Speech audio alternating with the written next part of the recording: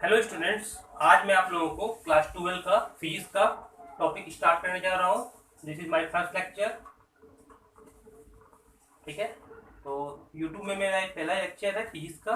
आपको ये फिजिक्स का जो मैं स्टार्ट करने जा रहा हूँ ये एनसीईआरटी बेस्ड है। और आपको टोटल जितना भी टॉपिक्स है मैं मैक्सिमम टॉपिक इसमें यूट्यूब में फेस बाय फेस डालते जाऊँगा। आप इसको देखिए।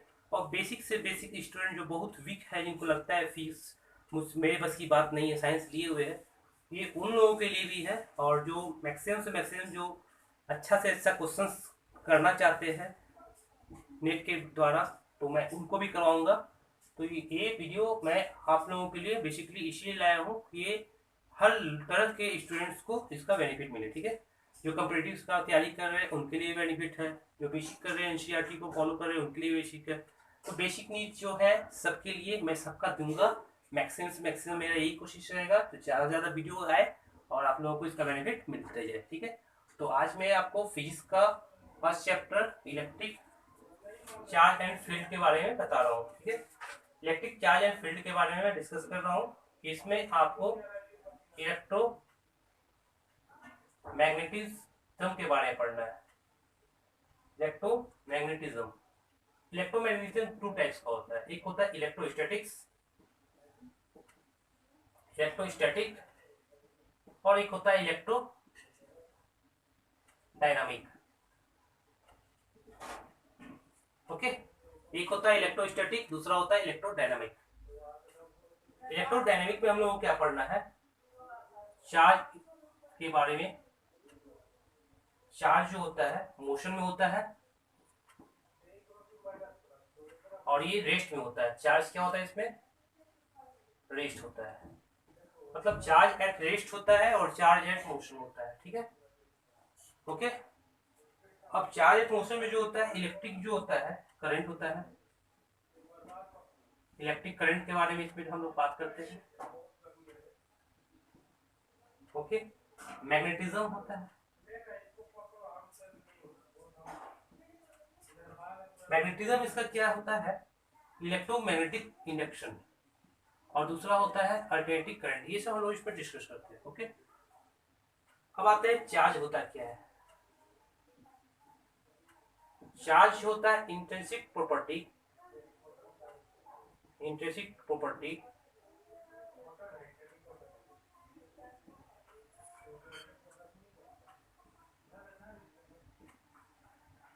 Of matter.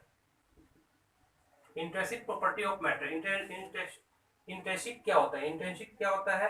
इसमें आपका होता है मास और चार्ज। एक होता है मास और एक होता है charge.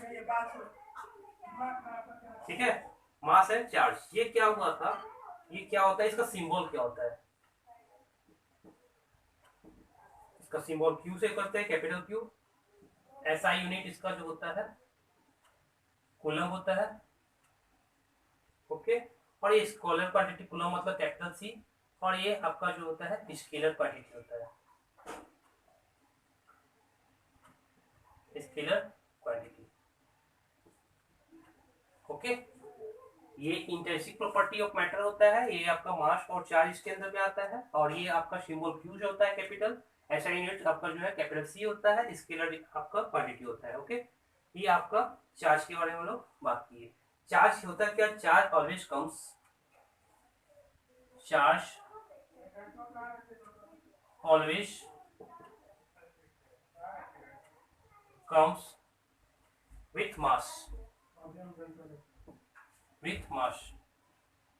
Charge always comes with mass. Okay, आपका जो है मास ऑफ बॉडी जो होता है इसका फॉर्मूला एक होता है। ठीक है, तो मास ऑफ बॉडी का फॉर्मूला है, हम लोग बात करेंगे। एक वेरिएबल होता है और एक मास होता है, रेस्ट में होता है, एक मोशन में होता है। तो मास एट रेस्ट जो हम बात किए थे, तो m इक्वल टू होता है m naught divide by root under 1 minus v square by c square. Okay, m equal to m naught by 1 minus v square by c square root में अंदर होता है।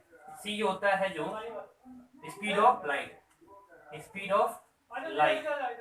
ओके, v होता है velocity of body, velocity of body. Okay, और m naught होता है mass at rest, mass at rest, और ये होता है आपका वेरिएबल मास। ये मास जो होता है वेरी करता है, mass of body. Okay, mass of body, ये मास ऑफ बॉडी जो होता है एट रेस्ट में होता है, ये बॉडी है, तो ये आपका बॉडी हो गया। ओके, तो वेरिएबल मास क्या होता है और मास एट रेस्ट क्या होता है? मतलब एक बॉडी अगर मोशन में है, अगर तो बॉडी अगर मोशन में है तो उसका वेट जो होता है बढ़ जाता है। यही बात करना था कि जब कोई बॉडी अगर रेस्ट में है, ठीक है, तो उसका मोशन जो है कोई अंतर नहीं आता है, लेकिन बॉडी अगर मोशन में है तो उसका वेट बढ़ जाता है, मास ऑफ बॉडी का वेट बढ़ जाता है। यही वैल्यू हो गया और एक कांस्टेंट हो गया। तो अगर सपोज मान लीजिए कि आपका जो है मास जो है, अगर मास जो है इसको लिखना होगा मास डिपेंड्स अपॉन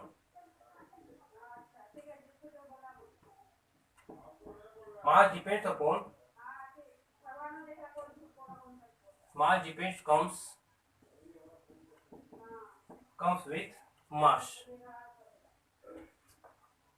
ठीक है। Charge always mass depends with motion,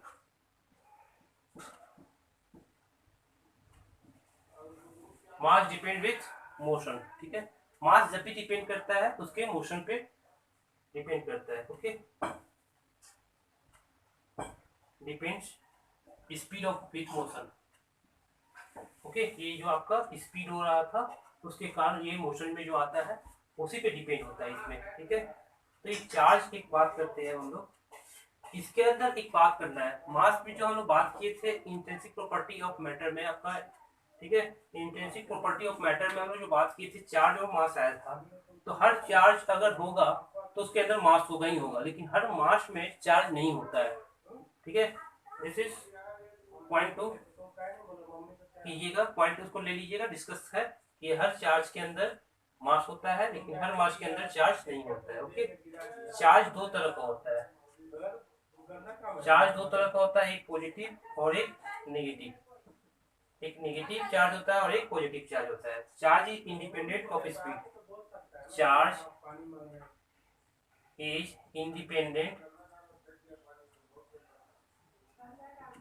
independent of speed. Okay, charge is independent speed हो गया और आपका मास हो गया, एक मास हो गया। मास में पॉजिटिव में आपका एक मास हो गया और एक चार्ज में जो है पॉजिटिव और नेगेटिव दोनों होता है और मास हमेशा पॉजिटिव होता है। ओके, और दूसरी बात क्या हो गया, एक फॉर्मूला हम लोग लिखेंगे, डिस्कस करेंगे, जो हम लोग लिखे थे m equal to m naught बटा root under 1 minus v square by c square. तो ये m equal to m naught divide by root under 1 minus v square by c square. Okay,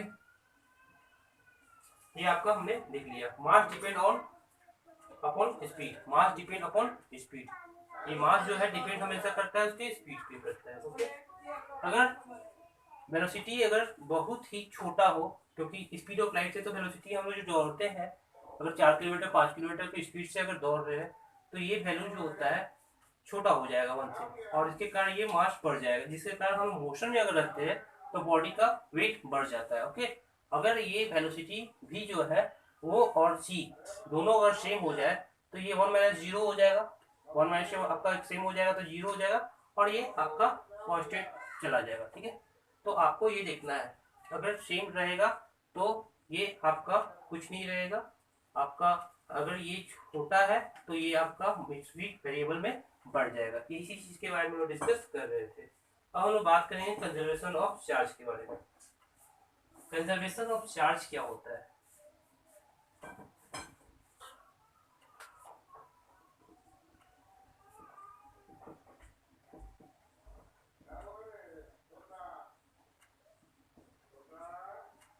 conservation of charge में हम लोग बात करते हैं, charge can neither be created nor be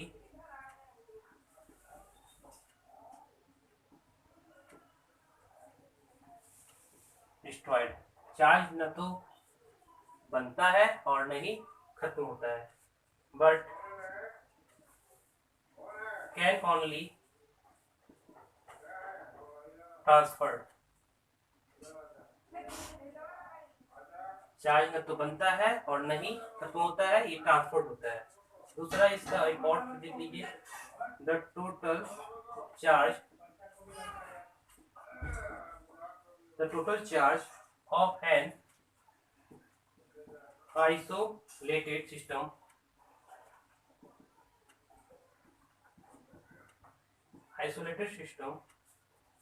is constant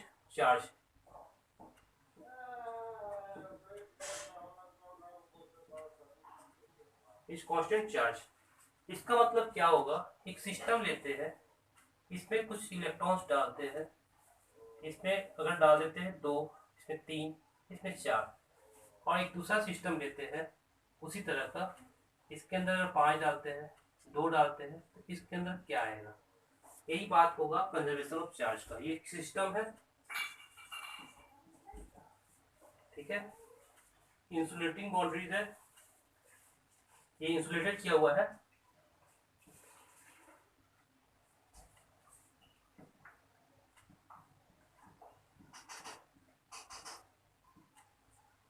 insulating boundary है, और एक सिस्टम है ये, जिसमें अगर 2, 3, 4 ये आपका चार्ज है। ओके, तो इसके अंदर क्या होगा, यही क्वेश्चन है। तो कैसे करना होगा, ये आपको कंजर्वेशन ऑफ चार्ज के बारे में हम जो बात कर रहे हैं, तो करना होगा Q1 plus Q2 plus Q3 equal to Q1 dash plus Q2 dash plus Q3 dash.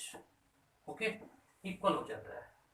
तो अगर 2, 3 और 4 है, 2 प्लस 3 प्लस 4 है, तो यहाँ पे 5 plus 2 plus question mark Q3 dash का, तो 4, 3, 7 2 9, 5 2 7, इधर आके क्वेश्चन मार्क, तो यहाँ पे का 2 इलेक्ट्रॉन्स आ गया, सब प्लस में है।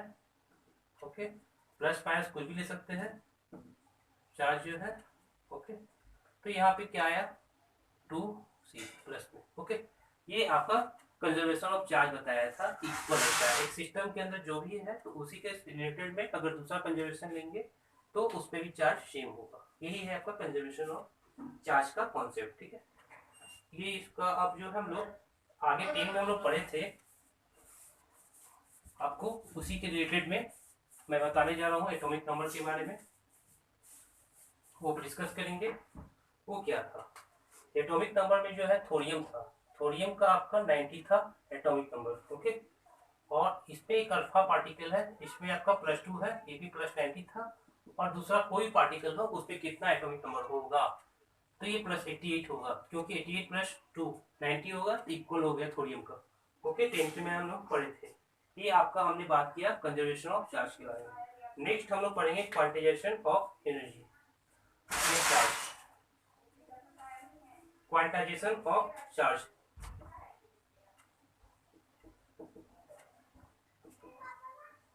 क्वांटाइजेशन ऑफ चार्ज के बारे में बात करेंगे। क्वांटाइजेशन ऑफ चार्ज क्या होता है, इसमें लिखते हैं available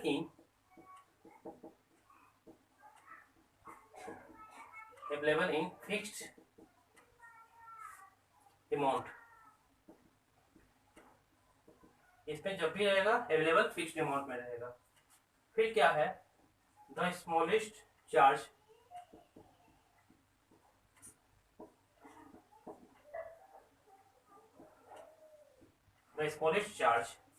that can exist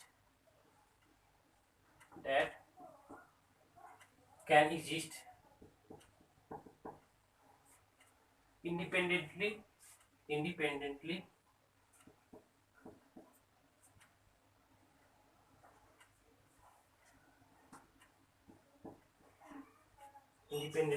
is charged on 1 electrons।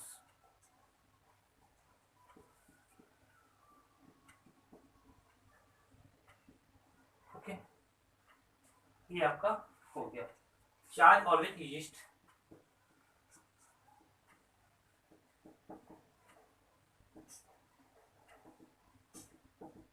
Charge always exist in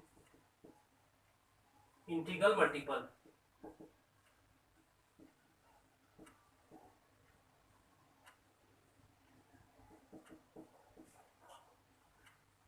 of fundamental.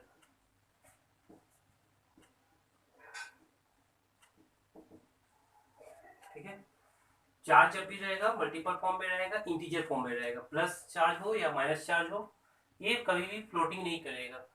जैसे प्लस 1.5 इलेक्ट्रॉन्स, ठीक है, या आपका माइनस 1, 2.5, 3.5, प्लस माइनस कुछ भी, ये नहीं चलेगा, पॉसिबल नहीं है। ठीक है, तो ये आपका इलेक्ट्रॉन्स इतना नहीं रहेगा इसके अंदर में। ओके, चार्ज में ये ऐसा फ्लोटिंग ऑर्डर नहीं रहेगा, जब भी रहेगा इंटीजर फॉर्म में रहेगा। जैसे फर्स्ट ऑफ ऑल +1, -1, +2, -2, +3, -3 इलेक्ट्रॉन्स है ये। इस तरह से आपका n+ में जाएगा इलेक्ट्रॉन्स और -n माइनस में जाएगा। तो ये चार्ज था Q इक्वल टू, इससे फॉर्मूला निकला Q इक्वल टू क्या आया, Ne+- मतलब इंटीजर फॉर्म में चार्ज कहाँ तक जा सकता है, n इक्वल टू अगर 1 पुट करेंगे तो 1 ही आएगा, 2 पुट करेंगे 2 ही आएगा, प्लस हो या माइनस हो। तो एक फॉर्मूला निकल गया चार्ज का, क्या है, Q equal to +- Ne। Okay, तो चार्ज ये Q क्या था, चार्ज था। ओके, Q था आपका चार्ज, n नंबर्स था, और E क्या था, चार्ज ऑन इलेक्ट्रॉन। ओके, तो Q आपका चार्ज हो गया, और आपका जो है चार्ज ऑफ इलेक्ट्रॉन, कितना इलेक्ट्रॉन से उसमें अंदर में, वो हम बात करेंगे। तो हम लोग इसको एक न्यूमेरिकल्स देखते हैं और उसके हिसाब से हम लोग आगे बढ़ेंगे।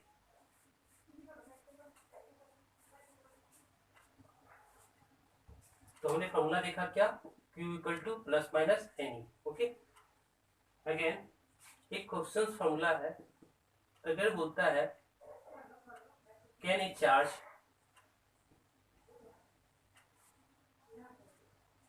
Of +8 into 10 to the power -19 coulomb be given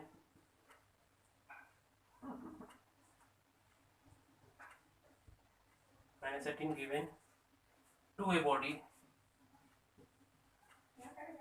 okay, to a given body, to a given body। Okay, क्या होगा इसका, क्या है, Q equal to +- number into charge. ये तो आपको फॉर्मूला मैंने बता दिया था।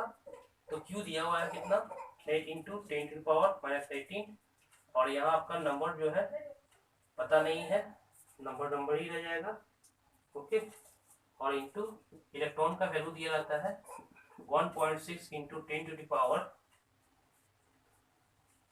-19 कूलम। ठीक है, तो यहाँ पे हमने पुट किया 1.6 into 10 to the power -19 coulomb. Okay, उसको सॉल्व कर लेंगे तो हमारा आंसर आ जाएगा। तो n इक्वल टू क्या होगा, 8 into 10 to the power -18, और ये डिवाइड हो जाएगा 1.6 into 10 to the power -19, ऊपर जाएगा तो ये 10 हो जाएगा, और ये पॉइंट बनाएंगे तो 0 होगा, तो यहाँ पे आएगा 5 into 10 इक्वल टू 15। ये आपका +50 जो आया, ये क्या आया, इंटीजर है। जब भी आएगा वैल्यू चार्ज का पॉजिटिव या निगेटिव आएगा और इंटीजर फॉर्मेट में आएगा, पॉइंट को कभी भी काउंटिंग नहीं किया जाता है, पॉइंट में आएगा ही नहीं, पॉसिबल नहीं है। ठीक है, इतना आपको मैंने आज आपको क्वांटिजेशन ऑफ चार्ज के बारे में डिस्कस करवा दिया। ओके, आगे आपको अगले क्लासेस में आपको नेक्स्ट और वीडियो बनाऊंगा और अपलोड करके आपको दिखाऊंगा, और देखिएगा और समझिएगा, समझा भी दूंगा, और बहुत बेसिक बता रहा हूँ, हमको लगता है कि आप लोगों को समझ में आ गया होगा। Okay, good luck.